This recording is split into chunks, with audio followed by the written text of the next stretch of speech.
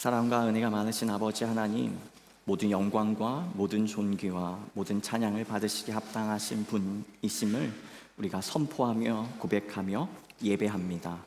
우리 예배 가운데 주님 충만하게 임재하여 주시고, 우리 모두가 주의 임재를, 주님의 얼굴을 대함을 감당할 수 있는 사람들 되도록, 하나님의 백성들 되도록 인도하여 주옵소서.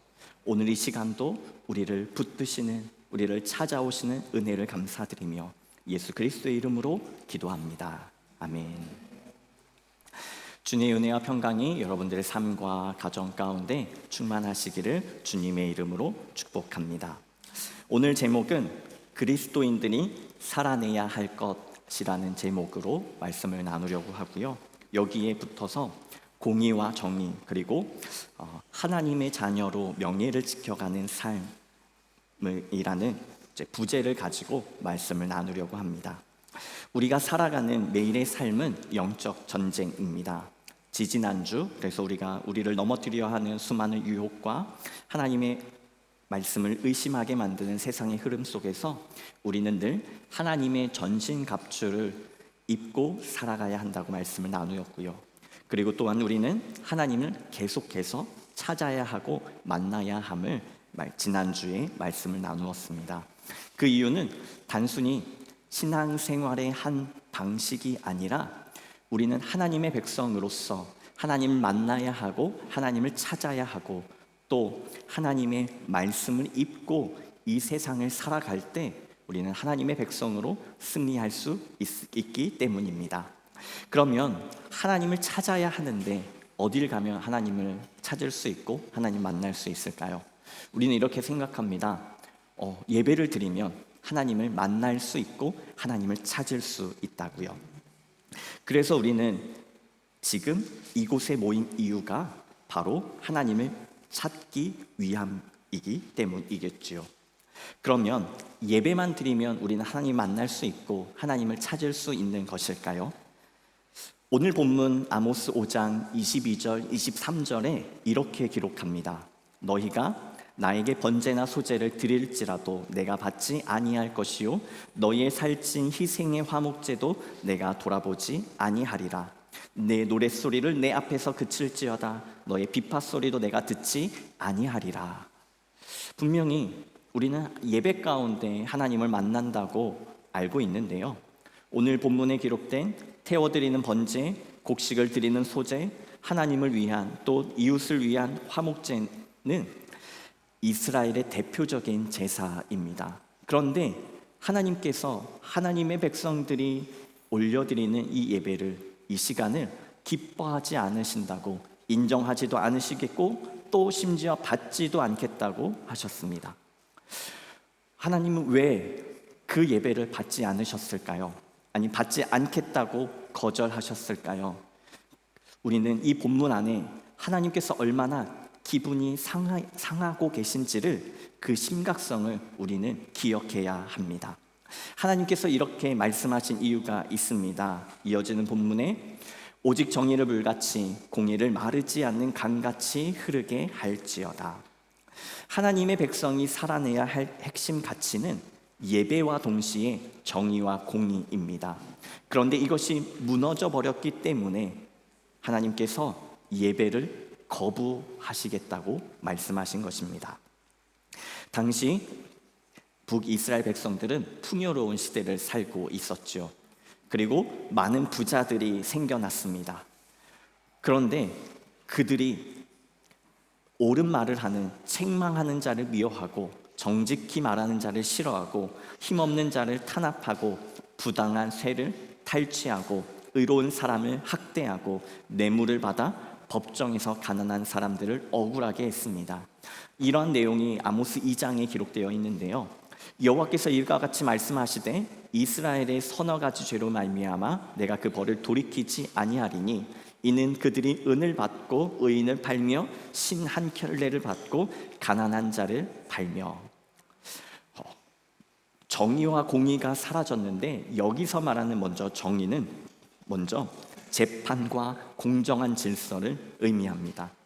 그러니까 북이스라엘 사람들이 뇌물을 받고 잘못된 재판을 하고 있었다는 겁니다. 그러니까 정의가 무너져 버린 것이죠. 사실 정의는 하나님의 통치가 공적인 사회 속에서 구현되는 것입니다. 하나님의 성품이 나타나는 것이 바로 정의입니다. 그런데 그것이 바로 올바른 재판인데 하나님의 백성들이 뇌물을 받고 재판정에서 거짓 증언을 했다는 것이죠. 우리가 말하는 유전무죄, 무전유죄의 시대, 정의를 잃어버린 시대가 된 것입니다. 이어지는 공의는 의로움 또 정의로운 행동을 의미합니다. 사실 공의와 정의가 각각 다른 의미로 사용되기도 하지만 또 같은 의미를 가진 단어입니다. 구분하기도 하지만 똑같은 단어의 반복을 통해 하나님께서 얼마나 이 정의를 중요하게 여기시는지를 알 수 있습니다. 특별히 이 정의와 공의는 하나님과 사람, 또 사람과 사람 간의 관계 속에서 이해해야 합니다. 바로 올바른 삶의 태도를 의미하는 것이죠. 그래서 하나님께서 우리에게 요구하시는 것은 내면적인 경건, 또 하나님을 향한 신앙 믿음뿐 아니라 사회적 책임 안에서 이 땅에서 하나님의 언약 백성으로 어떻게 하면 하나님의 말씀과 뜻을 실현하며 살 것인지를 기억해야 하는 것입니다. 그리고 이 삶의 방식이 공의로 나타나는 것입니다. 우리가 흔히 이렇게 얘기합니다. 어떤 사회가 좋은 사회인가? 어떤 사회가 사람들이 살 만한 사회인가? 라고 묻는 거죠. 그 답에 우리는 너무나도 전형적으로 이렇게 대답합니다. 모든 사람들이 사람답게 살 수 있는 사회라고요. 이는 단순히 복지, 어떤 경제적인 수준이 아니라 법과 제도가 올바르게 작동해야 합니다. 무엇보다 사회적 약자가 보호받는 법제나 제도가 있어야 하는 것이지요. 이러한 사회야말로 성경이 말하는 정의와 공의가 실현된 공동체라고 말할 수 있습니다. 바로 이것이 하나님께서 성경을 통해 지금 아모스 선지자가 하나님의 말씀을 선포할 때 강조하는 하나님의 정의와 공의의 핵심입니다. 정의와 공의를 통해 재판, 그리고 함께 살아가는 일상 속에서 책임 있는 관계를 맺고 연대하는 공동체를 이루는 것이지요. 물론 우리가 오늘 본문을 오해하지 말아야 합니다. 그러면 예배보다 법제도가 중요하고 사회적인 어떤 합의나 연대가 중요하구나. 그리고 또 하나님은 부자를 싫어하고 가난한 자만 좋아하시는구나. 그렇지 않습니다. 어떤 책에는 하나님께서 부자의 사치를 허락하셨다고 또 기록을 하고 있습니다. 사회 문제를 고발하는 성격의 이사야나 또 아모스 선지자들도 이 사람들이 얼마나 부자인가에 대해서 고발을 하거나 또 비판하는 것이 아닙니다. 다만 그들이 많이 가졌음에도 불구하고 공의와 정의를 실천하지 않는, 곧 사회적 약자를 돌보지 않는 그들의 이기적인 욕심을 고발하는 것입니다. 하나님의 축복을 받았으면서도, 하나님의 은혜를 받았으면서도 그 축복과 은혜를 하나님이 주신 것으로 여기지 않고 자신의 것으로 여기는 그 교만함을 하나님은 심판하시는 것이고 비판하고 계시는 것입니다. 특별히 아모스 6장 4절부터 6절에는 그 당시가 얼만큼 잘 살아난지를 기록하고 있는데요. 상하상에 누우며 침상에서 기지개 켜며 양떼에서 어린 양과 우리에서 송아지를 잡아서 먹고 비파 소리에 맞추어 노래를 부르며 다윗처럼 자기를 위하여 악기를 만들고 대접으로 포도주를 마시며 귀한 기름을 몸에 바르면서, 그러니까 이렇게 경제적 풍요를 누리고 있는데 반대로 요셉의 환난에 대하여는 근심하지 아니하는 자로다라고 기록합니다. 이 요셉에 대해서 7년 풍년과 7년의 흉년에 대해서 우리가 이야기할 수 있는데요. 경제적 풍요를 누리면서 기근을 준비하지 않는, 그러니까 삶의 균형을 잃어버리고 취해버린 상황을 경고하는 것입니다. 무엇보다 정의와 공의를 잃어버린 풍요로움에 대해서요. 하나님의 통치는 단지 예배를 드리는 것을 통해서만 이루어지지 않습니다. 무엇보다 삶의 현장, 우리가 살아가는 그 일상 속에서 맺는 모든 관계, 이 실제적인 삶에서 구체화되어야 하는 것입니다. 하나님의 관심은 그래서 하나님을 위한 예배에만 머물지 않고 오히려 하나님의 뜻을 이루어가는 공동체적인 삶의 모습에 담겨져 있습니다. 이것이 바로 하나님의 성품과 하나님의 속성과 관련이 있거든요. 물론 이것은 윤리적 삶이 도덕이 예배를 대체할 수 있다는 의미는 아닙니다. 다만 예배에 주어 중요한 것, 예배의 본질은 예배의 형식이나 어떤 예식이 아니라 예배자의 삶, 무엇보다 예배자의 마음이라는 것이요. 얼만큼 하나님과 친밀한가, 하나님의 마음을 알고 뜻을 알고 어떻게든지 그것을 살아나려고 애쓰는가입니다. 그래서 아모스 5장 25절에 이스라엘 족속아 너희가 광야에서 40년 동안 내게 희생과 소제를 드렸느냐라고 하나님께서 물으십니다.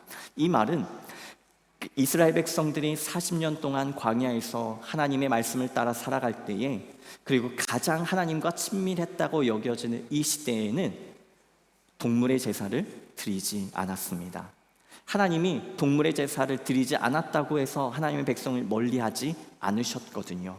그러니까 이 말씀은 예배의 문제가 아닌 삶과 믿음이 분리된 형식적인 예배에 대한 하나님의 질책입니다.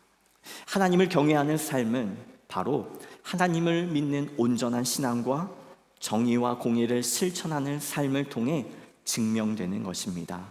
그리고 이것이 바로 하나님이 기뻐하시며 기대하시는 하나님의 백성을 향한 모습인 것이지요. 그래서 우리는 예배 가운데 하나님의 주되심을 인정하면서 또한 그 인정함을 통해 고스란히 우리의 삶의 영역으로 가져와야 합니다. 하나님 외에는 그 무엇도 영원하지 않음을 기억하고, 그리고 기억할 때 우리의 예배도 우리의 삶도 더 겸손해질 것입니다. 그리고 그 겸손으로 다른 사람을 용납해야 하고, 그 용납함을 통해 다른 사람을 존중하며 인정해 주어야 하는 것입니다. 너희는 악을 미워하고 선을 사랑하며 정의를 성문에 세울지어다.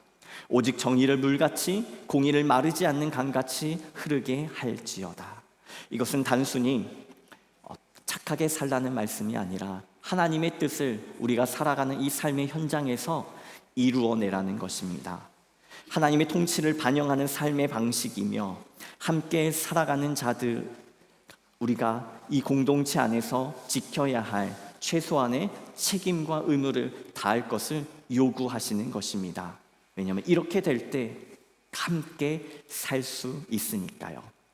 오늘 본문에 오직 정의를 물같이 공의를 마르지 않는 강같이 흐르게 하라고 하신 그 말씀, 우리가 너무 자주 들어서 잘 알고 있지만 이 정의를 물같이 공의를 마르지 않는 강같이 흐르게 한다는 것이 어떤 의미인지 잘 알지 못하기도 합니다. 우리가 종종 다큐멘터리를 보죠. 그곳은 우기와 건기가 나누어져 있는 지역입니다. 비가 오면 물이 흐르는데요, 물이 길을 내서 흘러가고요, 그리고 그 흐르는 물은 땅의 이곳저곳으로 스며들며 생명력을 공급합니다. 그리고 그것이 가야지만 생명체가, 식물이 돋아나고요, 나무가 자라고, 또 무엇보다 많은 생명체들이 그곳에서 살아갈 수 있는 것입니다. 하나님께서는 정의와 공의를 어떤 책 속에 기록된 글로 말씀하시는 것이 아니라 생명력이라는 물을 통해 설명하고 계십니다. 강물처럼 흐르는 공의는 한 곳에 머물러 있지 않고 삶의 모든 영역으로 스며들어서 하나님의 나라를, 하나님의 뜻을 구현하는, 실현하는, 모든 사람들이 함께 살아가도록 만드는 에너지가 되는 것입니다. 이렇게 될 때 하나님의 말씀이, 하나님의 살아계심이, 그리고 그것을 통해 진정한 생명의 회복을, 생명력을 누리게 되는 것입니다. 말씀을 정리하겠습니다. 오늘 본문은 하나님의 뜻은 잃어버린 채 예배의 형식만 유지하던 너무나도 풍요로운 북이스라엘에게 주신 하나님의 경고입니다. 그들은 자신들의 업적에 취한 채 그리고 풍요로운 현실에 취한 채 하나님의 말씀과 공의, 정의를 상실한 삶을 살아가고 있었습니다. 그러나 하나님은 오늘도 한 사람을 집중하시고 무엇보다 부족한 사람, 약한 사람을 바라보고 계십니다. 그리고 그 사람들을 사랑하시며 모든 백성들 전체가 공동체 안에서 하나님의 뜻을 실현하기를 원하십니다. 하나님께서 돌보신 그 은혜 그대로 각 사람들이 가능한 범위 안에서 다른 사람들을 돌봄으로써 함께 공존하며 선을, 정의를 이루는 공동체를 세우기를 원하십니다. 우리가 기억해야 할 것은 성경은 획일적인 평등을 말하진 않습니다. 그러나 하나님 성경이 말하는 하나님 나라는 어린아이가 사자 곁에서 뛰노는 세계이고 또 부자와 가난한 자, 강자와 약자가 함께 살아가며 하나님 말씀 앞에서 정직하게 서로가 책임을 감당하며 공존하는 이 아름다운 공동체를 의미합니다. 이것이 바로 하나님을 예배함과 또 하나님의 정의와 공의가 흐를 때 또 충만할 때 가능한 것입니다. 이러한 부르심 앞에 하나님께서 저와 여러분을 사용하기를 원하십니다. 우리가 살아가는 삶의 자리에서 가정과 또 우리가 만나는 이웃과 또 이 세계 속에서 그리고 그것을 통해 이 예배의 자리로 가져올 때에 하나님께서 우리가 하나님 앞에 올려드리는 번제, 소제, 화목제, 그러니까 우리가 하나님 앞에 올려드리는 모든 예배를 기억해 주십니다. 그리고 그 기억해 주심으로 한 사람 한 사람을 돌보아 주실 것입니다. 우리 함께 이 시간 찬양하며 기도하기를 소망하는데요. 오늘 함께 부를 찬양 가운데 후렴에 이런 가사가 있습니다. 매일 마주한 슬픔을 견뎌나가며. 이 슬픔은 단순히 우리에게 어려운 일이 있고 또 걱정스러운 일이 있다 이런 의미가 아니고요. 세상 속에서 사는 그리스도인들은 항상 근심하며 살아갈 수밖에 없습니다. 세상적으로 필요한 것과 옳은 것이 있는데 그것이 종종 하나님의 뜻과 반대되는 경우가 있거든요. 그 근심 앞에서 주 예수의 마음을 닮아 순종하기를 원하고 또 결단하며 하나님의 말씀을 살아내기를 하나님이 원하십니다. 이 찬양 함께 고백하며 부를 때에 하나님께서 우리에게 부르시는 그 말씀을 결단하며 고백하는 시간 되기를 소망합니다.